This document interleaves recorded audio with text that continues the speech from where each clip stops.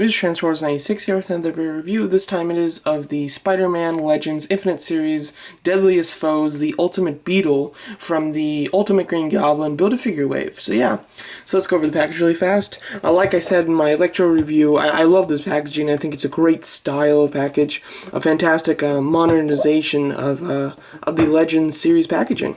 On the side we do get a nice artwork picture of Spider-Man, and same thing on the other side. This is a different picture of Spider-Man than the one that comes with the movie figures. So the movie Spider-Man and the movie Electro have different images of Spider-Man rather than all the comic figures. Here's the others in the assortment. I did buy them all. Of course, the variants I don't have yet, and I'm really hoping I'll get a chance to buy them, but you never know with Hasbro, we might never see those.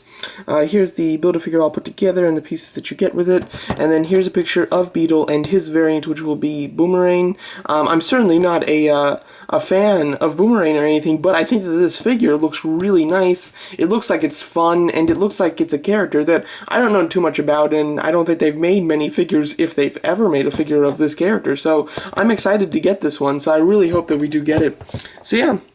So here's the Ultimate Beetle. So first of all, when I first saw pictures of this guy at Comic-Con, I was fairly disappointed. You know, like the Beetle, they couldn't have picked a better character or anything, and that's just kind of how I felt. Now, actually, like having him, I'm kind of glad that they gave us this character, because I don't own any Beetles, and I think that the Ultimate characters, because of course we got the Ultimate Green Goblin Build-A-Figure, so it's really nice to get these Ultimate style figures. So now we get the Ultimate Beetle, and especially since Electro in the movie is basically based off of the Ultimate Electro, so I kind of like the fact that they're doing like Ultimate characters. I think that that's a nice idea and everything. So let's go over the figure. So first thing I'm going to address is the paint.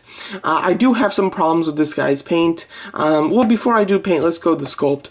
First of all, the head sculpt, really like it. I have to say, I don't know why I like it so much. It's very bug-like, but at the same time, very mechanical. I love the eyes, they're very nice. And the whole mouthpiece, and then his like antennas or ears, they look really good. I did watch a review of this guy, and it seemed like theirs had like bent ears. I don't know if that's something that's usual, but my figure, it's perfect. It's not bent at all, so I'm really happy about that. Of course, he does have these wings. On the back, they are very plain. They're very shiny red, and then on the front of them, where you like kind of see them, I don't like the color on the wings at all. Because the idea of it's kind of nice how it starts off with the darker green and it gets lighter and lighter and lighter until it really hits like a yellow at the edges there. I love that effect that they did. I think that's really cool, but I just don't like the fact that it's green. I would have much rather had yellow and maybe done the same effect just with yellow. That would have looked a lot better, because green just doesn't fit. He's got this nice color coding going on, the silver, red, yellow, silver, red, and then yellow accents. It would have been so nice to have these yellow wings, but instead we got these big bright green wings, which just does not fit with this figure. I mean, unless this is supposed to be a Christmas figure. And overall, so I really don't like that. Maybe this is completely accurate to the comics, so they're just trying to stay true to the comics, but anyway, I just don't like it personally. The rest of the body is very nice. It looks like it's like a bodysuit with different, kind of lines drawn into it, of course, and then has some like metal armor bits, kind of like attached to them. That's what it looks like. It looks pretty nice. The red, I don't like this red. It's very bright, but it's not bright in a good way. It's not like a shiny or metallic red. It's just a plain red that's really bright, and I really just don't like it. I think it looks kind of goofy. It makes him look like an animated figure instead of a figure that's supposed to be like from the comics. And this would have been a beautiful red. Take the Mark 7 or the Mark 5 red. Look at that. That would have been so nice.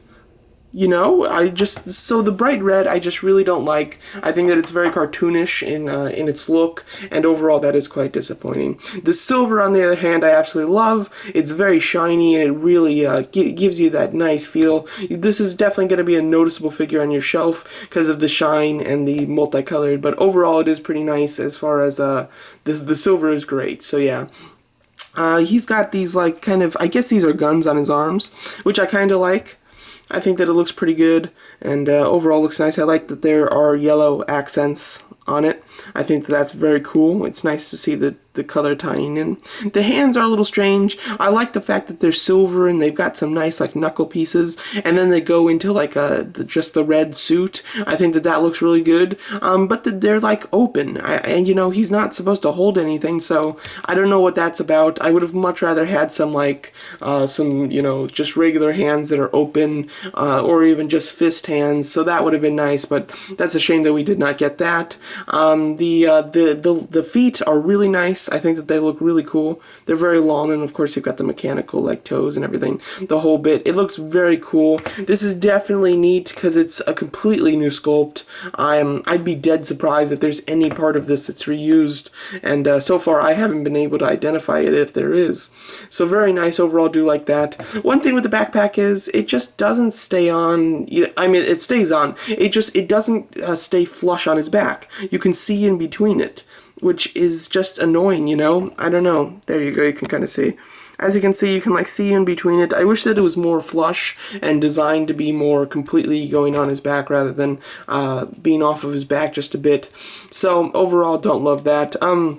As far as articulation, it's pretty good. I've got some issues with it, but overall it's good.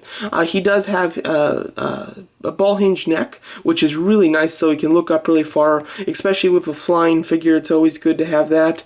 And then he can look down quite far as well. So overall, really do love the neck articulation. He's got ball hinge shoulders, which are incredibly stiff when you're trying to move the hinge, and they're like on these strong ratchets. So you know, you have to really use some force to get it up and put it down, and it sounds like you're breaking it. So overall, don't love that. Swivel bicep. He does have double hinge elbows, which is nice. The top hinge doesn't work too well, so it's mostly just a single hinge. But still, there is an actual double hinge a joint in there, so I give them credit for that. He's got swivel hinge wrists, which the hinge on the wrist, I just cannot get it to move very well. I can get it to move up, but as far as moving the other way, it fights you sometimes, and it took a while to really get it get it so that it actually moves. So you might have to like fuss with the wrist a little bit. Not a big problem, but definitely something that that's a little annoyance when you get it out of package. He's got an ab crunch which goes down way far, which is very nice. It doesn't really go up. I mean, when it goes up, it just straightens him out, you know, so he can't be like way back, you know, but that's fine. He's got a swivel waist, ball jointed hips with a swivel thigh, double hinge knees, and hinge pivoting ankles, and overall it's very nice. The way that the feet are sculpted, it's kind of, I wish that the hinge went up a little further, so you could have the feet just up like a little bit more like this, you know, because then you can have him in, you know, like dynamic poses like this, and have his foot back and really get to use that double hinge properly. So yeah, if that made any sense. It makes sense to me, but the way I explained it, that might have not been clear. But anyway, overall, the character is somebody that it's either a hit or miss. Either you're gonna like this character or you're not. And the figure overall is pretty decent, and even though it's a pretty good figure, it is definitely one of the weakest in the wave, which is telling you something about this wave, because it's not a bad figure for sure. And now with the Ultimate Green Goblin, he does come with the left leg of the Ultimate Green Goblin. Just showing you, I'm not going to say anything about it because I'm going to do a separate review for the Ultimate Green Goblin, obviously. Here's a size comparison. I think they look really cool together. If you're like putting together a cool, you know, like a 6-inch Sinister Six type of team, you know, like an Ultimate Sinister Six, then the Beetle and the Ultimate Green Goblin are two great figures to have in it. So that would be really cool. If you can, you know, you can just buy a regular body from another figure. Like even this Spider-Man would work really well just with the different hands, and paint it all blue and stuff, make an Ultimate Electro, you know, that type of thing. So you can definitely do some cool customs and have a nice team put together. So overall, here's the Beetle. One last comparison with the, I don't remember what Spider-Man this is. I don't think it says it, but it might. It is a Superior Spider-Man, that's right. The one with Dr. Octopus's mind in him. So overall, they're in pretty good scale. Beetle is fairly tall. You definitely get a decent amount of bulk with him. And this one, if you're not building the Build-A-Figure, so you don't care about that, you're actually just trying to buy the figures that you want to, then this one is definitely a pass, considering I think that, you know, Carnage, either Spider-Man, and and Electro, you know, they're all better figures than this one, I think. So overall, this is definitely not the strongest out of the wave, but it's a really good figure. So if you are building the entire Build-A-Figure, you're going to need to buy this one, and you'll be happy that you bought it because it's a nice addition to your collection.